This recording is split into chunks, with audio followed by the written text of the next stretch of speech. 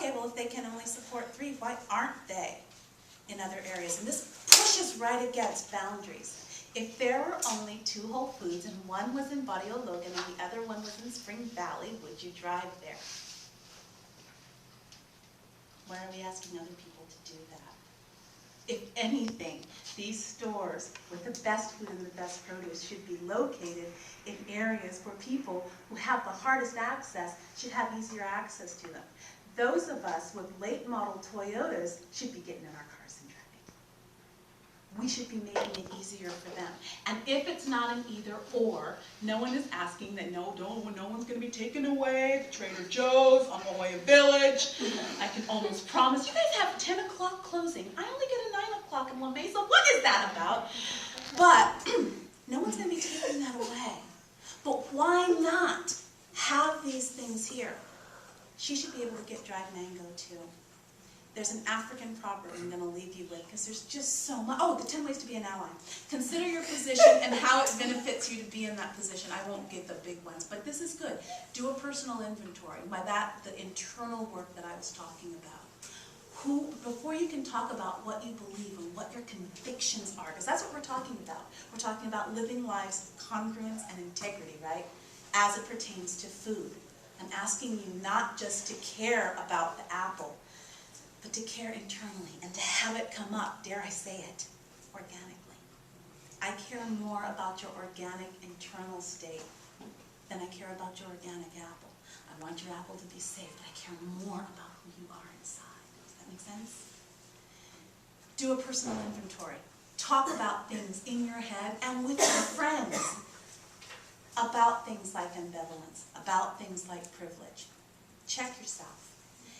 It does mean that sometimes you're going to find things where it's like, you know, I do perpetrate oppression. Okay, that's how it's going to be. And you're going to find a hard nut in yourself sometimes that you're not going to like very much. There are compromises that I make every damn day. And I consider myself to be a fairly conscious person. I believe that every act you make, every dollar I spend is a political act. And I just spent $9 on mascara yesterday. I made a compromise, but I know I made it. We have to start knowing what we know and taking responsibility for the choices that we make. It doesn't necessarily mean that after you do the internal work that the choices will be any different, but it means you thought about them. It's amazing the things that we do and the ways that we live that are done on autopilot. Because everyone else has done it this way, it's almost an autonomic function. It's just who we are. No, it's not just who we are. In the same sense that the social construct that I've just described over the last hour didn't just happen, neither did your internal state, neither did your values processes, neither did your morality. And so I'm asking you to take a really good look at that. 3, do your homework. Do your homework. I hope that if nothing else, this is prompting you to go, I think that everything she said was total bullshit, and I'm going to go and find her links, and then I'm going to find other links, and I'm just going to be fine. Disavow me. Get on a Google search and find out more about this stuff. Do your homework. Again, insofar as you need to have the internal state, you also have to have the intellectual and theoretical underpinnings. I'm asking you to do that. You don't have to write a master's degree, but you do have to have a starting point, a place to jump off from. Does that make sense?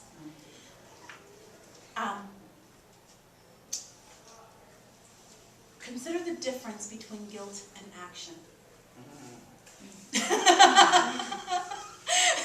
Either you have indigestion or you agree with me. I think that one of the great things that people can do, and they really, it's like, oh my God, I just feel so awful. I feel really bad, and I feel so bad that I'm just gonna I don't know, you're immobilized. No, I'm not immobilized. This is a defense mechanism. This is a deflection. And incidentally, I can make myself look bad enough that she, the oppressed person, is going to be going out of her way to make me feel better and more comfortable. Tinky little story about 20 years ago. There was this guy who dumped me. Can you believe that? Someone dumped me. What is that about? There was this guy who dumped me. And we're at dinner, he does it over dinner. Like, but no, not actually over dinner. We didn't quite get to the entree. He only had to pay for the appetizer and a glass of wine. But he told me just how bad he felt. It's like, gosh, you're a great girl. I just can't believe I'm doing this. And I spent the next 15 minutes, this has to be so hard for you, Drew. I totally understand. Thank you for being kind enough to tell me where you're at. I really respect the fact that you told me in this way. Thank you. What? It's okay, I hope it doesn't ruin your night. Exactly. And then he left, and I still didn't have dinner. That is exactly what we do to oppressed people when we're talking about guilt and asking them to take care of us for doing crappy things to them. Frankly, oppressed people don't care if you feel bad or guilty. This is one of these things where I was talking about internal state. This is where it stops mattering. Do the internal work, do it on your own, but they don't need to know it. You're either going to do the right thing or you're not. You're either going to live ethically or you're not, and you don't have to go and verbally vomit your internal thought processes on an oppressed person. That's putting them in an awful position. Yes. They have to say, thank you for thinking about it for 10 minutes while I've been living it for the last 35. Yes. Thank you. Active participation in the struggle means being clear on why you are. And part of privilege, not just racial privilege, but class privilege, is knowing that you can afford to participate or not. As a middle-class woman, technically speaking, I don't have to have a dog in this hunt anymore. I don't. And I know it. I know that at any moment, I can be a cub, committed until graduation.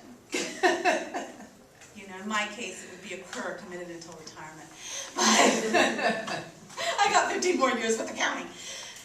But that is part of privilege. And as well, this is where this ambivalence comes in. I have it highlighted so I have to say it. It is good to consider how oppression benefits you and what you may get out of ending oppression and what you may lose. That's where you do the internal work, and that's where you see where your boundaries are. I'm not saying don't push them, but you need to know where they are before you know where to push. Am I making sense? Mm-hmm. Consider the difference between charity and solidarity. I feel so awful for you. I am going, because I don't trust you with money, I'm going to buy you lunch. And then we're going to go shopping together. But you better not get anything that I would buy. See, here's the thing. We want people to eat healthy and sustainable food, but we don't want them to eat better than we do. So here I am, I'm going shopping with the poor girl. She better not pick up that organic tomato sauce on my dime. She better not pick out better vegetables than I do. Damn, she's buying me 79 cents a pound apple. I only get the 10-pound bag. Who does she think she is? I am paying for her food. We do that. We do that in a corporate kind of way. I am telling her what kind of person she's allowed to be. So I'm willing to write the check, but I'm also willing to make you feel like crap while I do it. No! Consider Martin Luther King's admonishment. Philanthropy is commendable. I highlighted this one too, so I can see it from here. But it must not cause the philanthropist to overlook the circumstances of economics which makes philanthropy necessary. Yeah, that's good. So I didn't say it, Martin Luther King did. That was actually in one of his speeches very shortly before he died, when he stopped being so much about please let us sit on the bus. And hey, it's about economic injustice. They didn't kill King because he wanted a bus took, and they killed King because he started telling the truth. Yes. Oh, and by the way, about you guys, you probably aren't going to get killed, but you may not be liked as much. Mm-hmm. You might lose friends if you do this. And you need to know that becoming what some people call a class traitor or a race traitor, I'm here and I want to be over here, means that sometimes I lose people over there. Now what I gain, if I'm in solidarity, I gain. But I also lost. Yes. And sometimes you lose psychically too, but you gain. Once your eyes are open, you really can't go back. If it's an authentic opening.